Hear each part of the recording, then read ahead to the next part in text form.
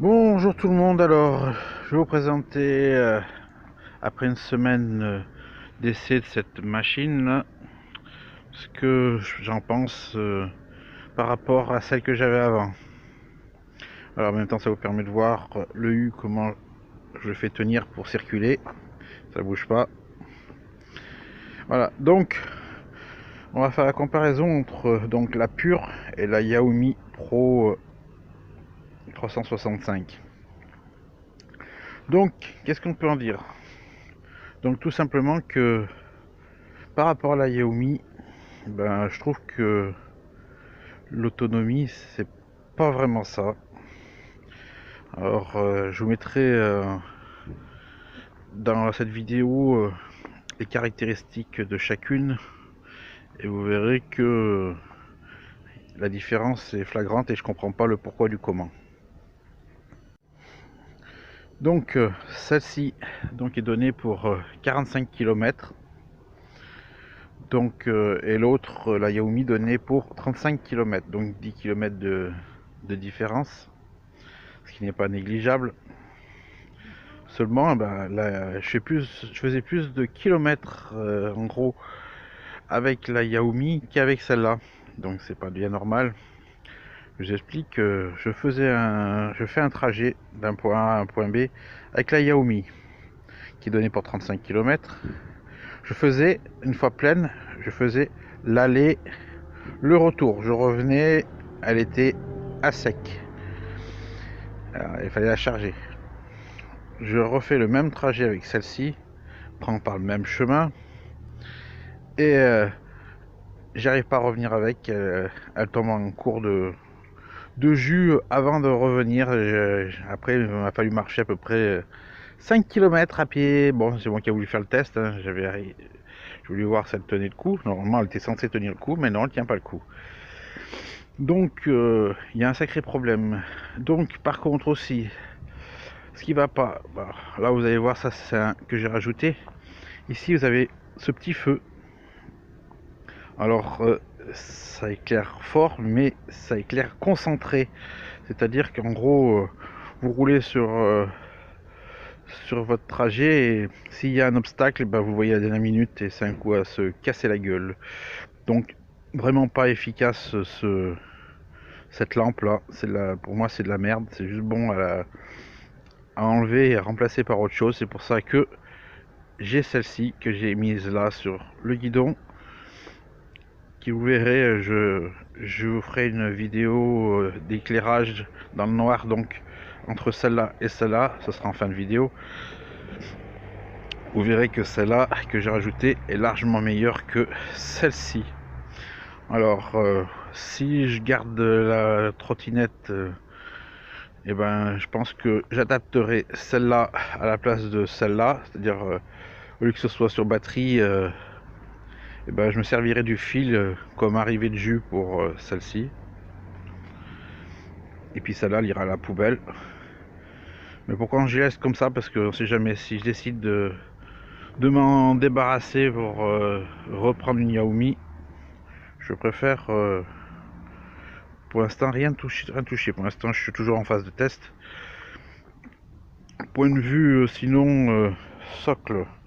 Point de vue socle, le socle là est plus large, donc on a une meilleure stabilité pour les pieds sur celle-ci. Pareil pour le garde-boue arrière, il descend plus bas. Donc pour les projections d'eau, c'est meilleur. Point de vue accélération, point de vue accélération, ça roule bien. Hein. Après, ce qu'il y a, c'est que si vous restez appuyé sur la gâchette constamment, donc on va s'apercevoir que dès qu'elle arrive à 25 km/h, elle freine elle-même, elle coupe et elle reprend et elle coupe pour rester toujours à 25. Donc ça, c'est un peu chiant. C'est pas gênant, mais c'est un peu chiant quand on a l'habitude d'avoir une vitesse sans rien toucher. Parce qu'avec la 365, on reste appuyé, il n'y avait aucun à-coup. Il a envoyé le jus et point, c'est tout. Après, pareil, donc sur celle-ci, quand vous arrivez en fin de batterie, elle se coupe Et puis bah, vous pouvez marcher un petit peu, puis vous essayez de rappuyer pour la rallumer. Bah, pas moyen de la rallumer, hein. Quand il n'y a plus de jus, il n'y a plus de jus.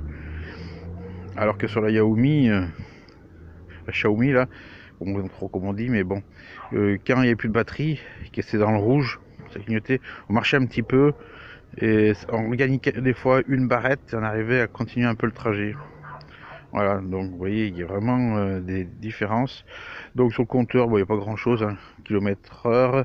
Là, au niveau de batterie, le rouge, c'est le speed, c'est le mode de vitesse, et là, c'est la lumière. Voilà, on peut l'enlever. Et si vous appuyez deux fois, vous allez enlever, changer de mode. Voilà, vous passez en mode speed. Et là, super speed. Et là, vous êtes en mode éco. Donc en mode éco, 15 km/h. En speed comme ça, vous allez à 20 km/h. Alors ça change pas grand chose. C'est pareil avec la Xiaomi. Et là, vous montez à 25. Et puis si elle est débridée, ben, je sais pas combien vous pouvez monter. À peu près, je pense, vers les 30-35. Alors le freinage, par contre, le freinage, je trouve qu'elle est meilleure sur celui-là par rapport à la Xiaomi. Il fallait que je prenne, je calcule le temps d'arrêt. Parce que si vous entendez un peu le freinage, ça freinait, mais ça avait tendance un peu sans freiner, même si c'était réglé au plus fin, comme leurs disques qu'ils font, ils sont pas vraiment bien rectilignes, hein, c'est un peu voilé légèrement.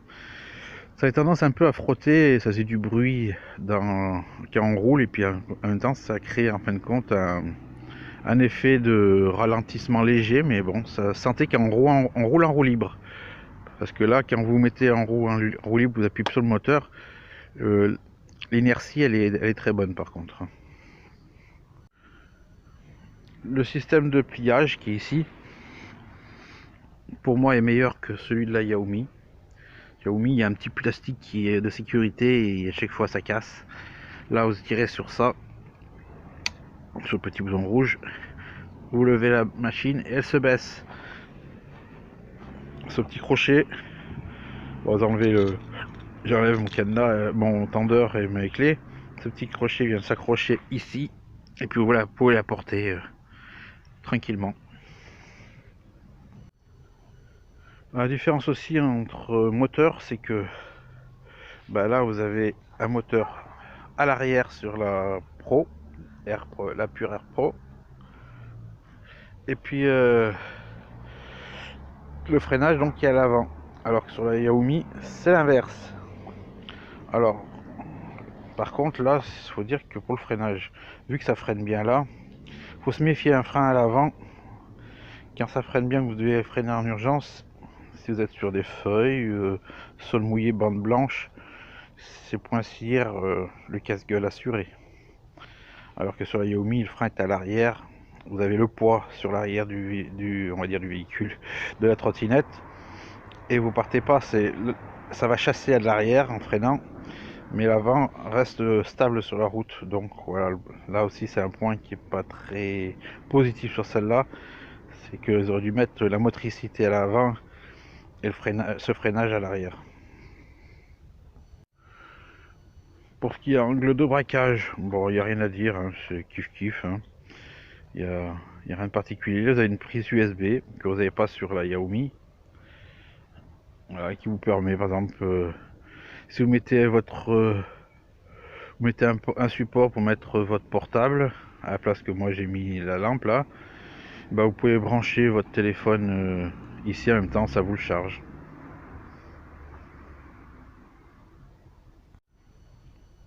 D'après les forums que j'ai vus, les avis, la Xiaomi, pas Xiaomi, la pure là, a eu beaucoup de soucis. Donc, avec les crevaisons, et on sait pas pourquoi, mais toujours là, d'après ce que j'ai lu, c'est à chaque fois les crevaisons, la roue arrière. Alors, c'est pareil. Hein. Tant que je décide pas de la garder, je vais rouler avec ces pneus gonflés, hein, quitte à mettre changer la chambre à air ou mettre des rustines pour réparer quand elle crèvera. Par contre, dès que j'ai pris la décision de garder, Par contre, je vire ces pneus, encore neufs ou pas neufs, les pneus, je les prends, je les jette et je les remplace par des roues pleines. Voilà, bref. Donc, pour résumer, pour avoir fait ce petit tour vite fait, c'est une machine qui marche très bien.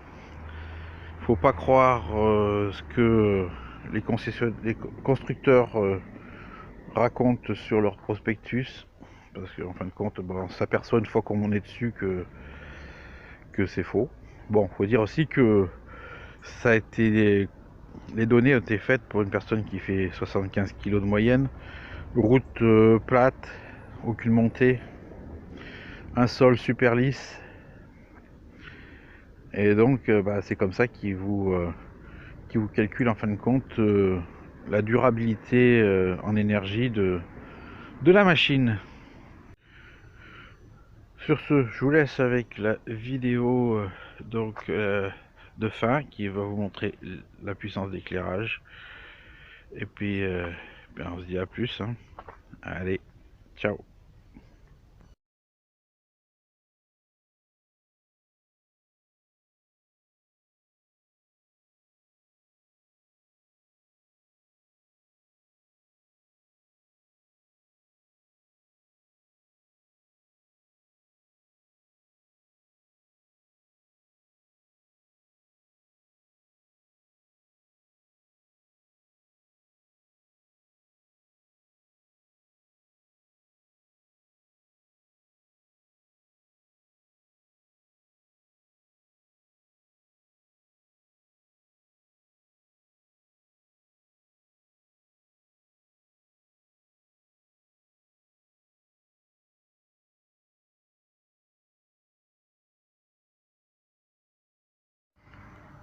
Donc, comme vous pouvez voir, il fait nuit.